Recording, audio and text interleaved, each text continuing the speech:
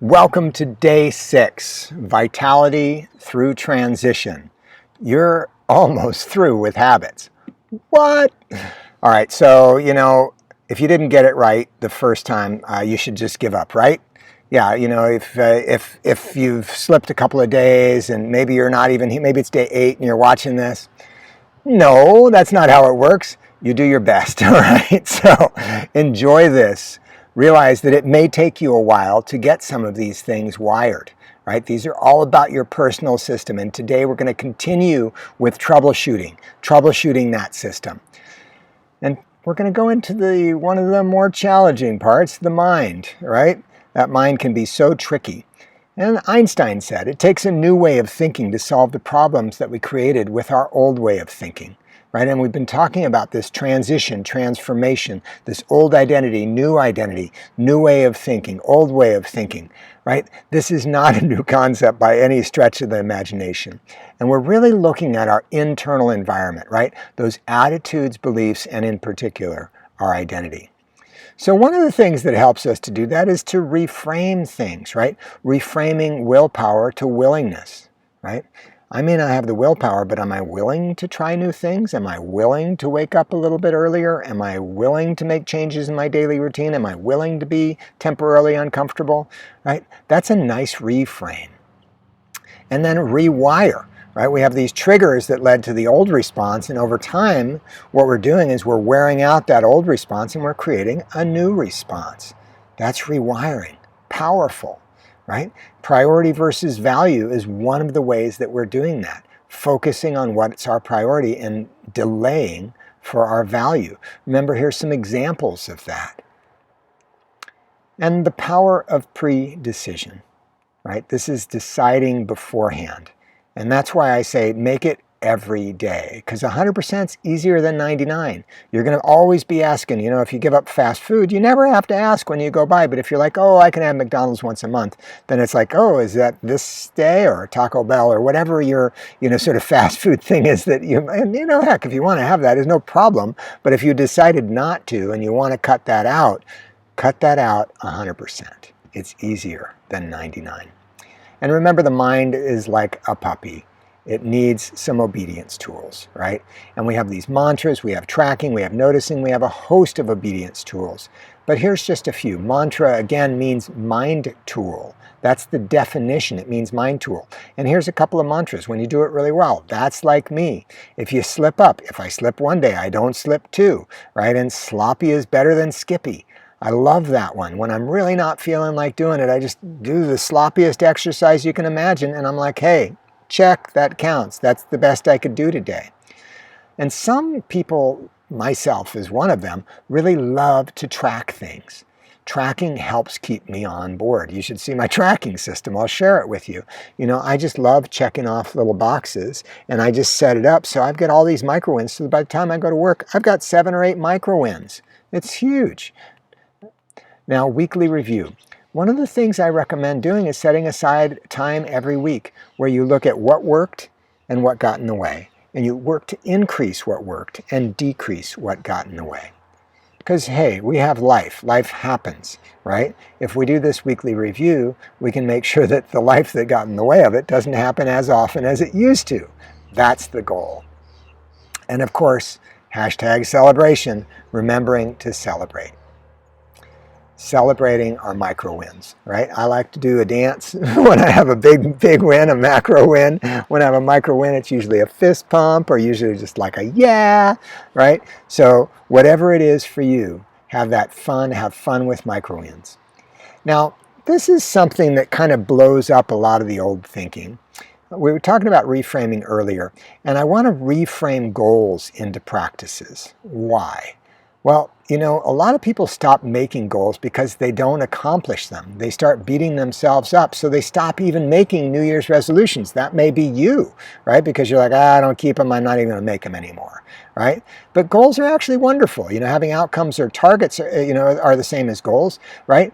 And the only problem is that they take so long to get there that you don't have the immediate feedback. You don't have that thing of having these micro wins and that little celebration, those mini celebrations. So that's part of why practices are even better.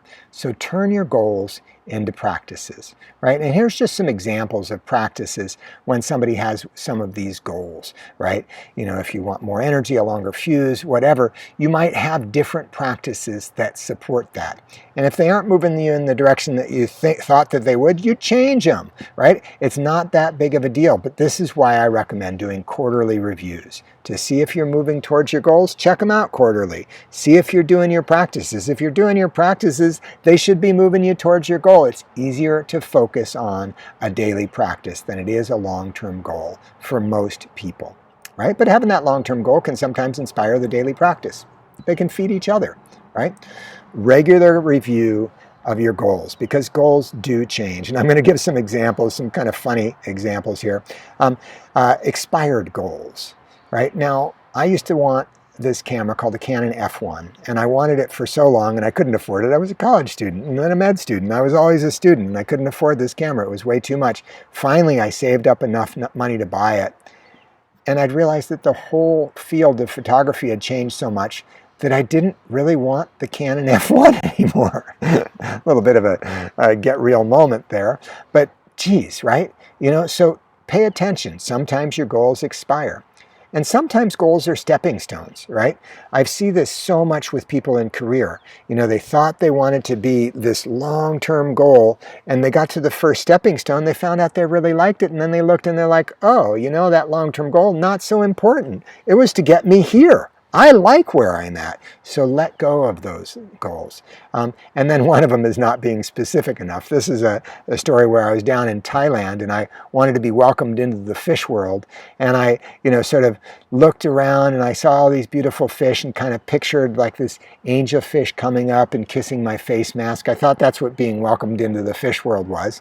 A little moment later, I felt something against my leg. And I thought, that's weird. I didn't see anything floating around here. I turn around, and there is a barracuda the size of my arm with his head up my shorts. Needless to say, I freaked out and kicked and swallowed a bunch of salt water. And he, you know, sort of looked at me, circled back around. He said, hey, I thought you wanted to be welcomed into the fish world. That's my goal, was not specific enough. Next time I went out, I said, if I'm going to be welcome to the fish world, I want those little angel fish to come up and kiss my face mask. They didn't do that, but they nibbled at my fingers, the angel fish did. It was kind of fun. All right. So remember, these practices are like building a muscle, right? You start out small, you keep doing it.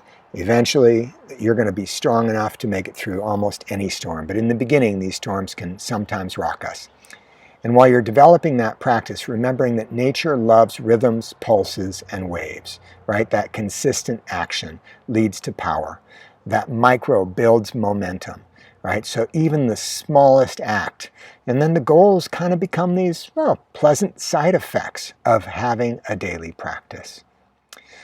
Number 14, changing associations. We got a lot of tips here. Let these wash over you, right? You don't have to attach to every one, but if one really speaks to you, write that one down. The other ones, just let them go by, right? You can even watch this on double speed if you want to, right? So make those associations. Associations are kind of like a reality check. I had one patient who was diabetic and a smoker, and he'd lost a limb. And he still loved smoking, and he said, oh yeah, smoking brings me the most pleasure. It's one of the few things I find enjoyable. And I said to him, I said, isn't that weird that something that is causing you the most harm you find pleasurable? What's the most disgusting thing you can imagine? And he said, oh, you know, cleaning off the end of my stump. I have this little pit I have to clean out, and it just disgusts me. And I'm like, anytime you pull out a cigarette, I want you to imagine doing that. He came back the next month. Guess who had quit smoking? And he never started again. He just kept that image, right? Reframing the pleasure and pain. Now, my uncle is Crazy Dave. He's pretty much of a character. He had always associated alcohol with fun, and he'd started to run into some trouble with alcohol. And I'm like, you know, Dave, you're one of the most creative people I know. You can have other ways to have fun. And guess what?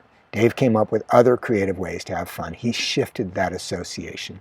So that's the idea behind trying new things, right? we're going to shift here a little bit and we're going to go downstream. We've talked about some of the upstream things, and so now we're shifting to downstream. After you've been doing things for a while, you'll start to realize there are opportunities here, right? And some of those are, like the spirit world, right?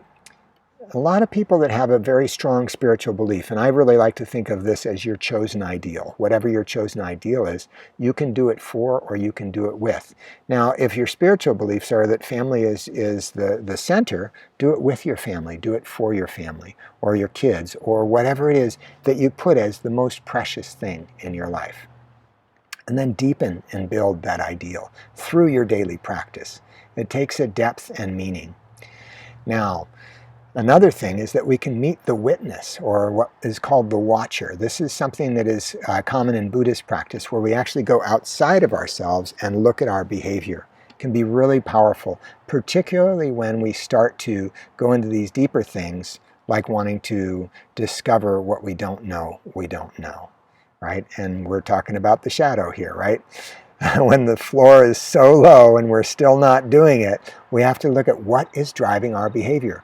It's often the shadow. It's often these unclaimed parts of ourselves, either our fear of greatness, right, our hidden greatness, or our fear of our unclaimed wounds, right, our unclaimed things where we've been hurt, right? We're afraid of getting hurt again. This is a hero's journey, and when you go into this stuff, it really gets thick and it's difficult. But your practices are like breadcrumbs that guide you home. So just keep setting that floor lower and lower and lower, and you can start to navigate those different parts where maybe it's our shadow, maybe it's something else, but just keep doing it. Keep making that momentum, because these practices become a lifeline for you. And changing self-talk. One of the most challenging things for people to do if they've got a habit of negative self-talk is, how do you change that? And I like this tip from the Relationship Lab in Seattle. Now, they've said that they can tell if somebody's going to divorce or stay together within 5 to 10 minutes. And the way that they do it is they just look for positive interactions to negative interactions, and they're looking for a magic ratio, and that magic ratio is 5 to 1, right? And the negative things are like, well, when they roll their eyes. The positive things are like when they're listening, or they lean forward to listen, or they really pay attention, right? So it's not that you can never roll your eyes and you can never do any of those things, but you got to do 5 positives to 1 negative. And they found that people that do that stay together. Now, this is true for your relationship with yourself. So if you say 1 negative thing about yourself, you have to balance it with 5 positives. So it encourages you to build up a bank of positive things that you're saying to yourself.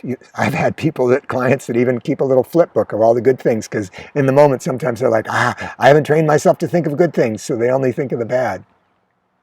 So that's a bonus. Some beautiful flowers. And 18, play with paradox, right? We've talked about paradox a lot because it comes up in transition. Have self-compassion, right? This, I love me, I love myself just the way I am, and never ever give up, right? You can have both at the same time. You can have sadness and joy at the same time. It's okay, right? And then grow or shrink your practice to fit your current reality. Your reality is going to change. If you have tons of time and tons of space, grow your practice, right? If you're doing well and you want to grow it, right? My Miracle Morning flow takes me 2 hours, right? On a good day, I'll spend 2 hours, but I can do it in as little as 15 minutes, right? So grow or shrink it to fit your current reality. And here's one tool to help us do that. Unlink the outcomes and targets from time. Right? Remember, it's about knowing yourself, and it's about taking consistent action, and keep taking that consistent action and balance your activities to meet your reality. Maybe you do a few months of floors when times are really tough, something unexpected hits you. If you do that, that's heroic. And number 20, relationships. Right? Remembering to give and receive support. So finding those friends that relate to what you're going through, deepening those relationships. And we're talking about this, you have an accountability buddy now, right? Somebody to check in with. Super powerful. Remember, when you share your goals with somebody, it goes up by 8%, but when you're regularly sharing them with somebody, your ability to get this done, or your likelihood of getting this done, goes up by 78%. And finally, altruism. Now, this is that hidden thing that I told you, if you stuck into the end, you'd get that hidden gift, right? Remember, what can you do to be 57% more effective at changing others and get fed in the process? Right? Have you ever had anyone, have you been on one side or the other of this? It says, I can change him. Oh, Dolores, he has to want to change, right? That metamorphosis. Right? We've all been on one side where somebody wants us to change or we want somebody else to change. But check this out. Success leads to success. Our success leads to others' success. Part of you might be in this course because one of your friends had great success and you want to have that too, right? Now, if one of your friends stops smoking, your likelihood to stop increases by 57%. Right? And that goes for lots of behaviors. I'll touch on that in a second, including losing weight, including starting exercise. So this is all about social networks. If your friend's friend stops, your likelihood goes up by 25%. And even if your friend's friend stops and you've never met him, your likelihood still goes up by 10%. Now, this is good news and bad news because it's for good things, but it's also for things that are challenging for us. So that if they end up putting on weight, right, or end up drinking, starting or stopping smoking, our risks go up or down depending on our social distancing, and so do our friends. So by doing what you're doing for yourself, you are helping much more than just yourself. And of course, your success is going to lead to more success for yourself as well. So think about yourself in a few months, right? Doing a few months of, even if it's a few months of floors, right? Amazing, right? What about you in a few months? So this is day 6. Day 5 and 6 have been a little bit longer. What is next is identity. Identity is unbelievably powerful, right? Identity leads to clarity. Clarity leads to focus. Focus leads to us being able to choose actions that have us live the life that we were born to live. And so, we'll be getting into habit stacking a little bit later.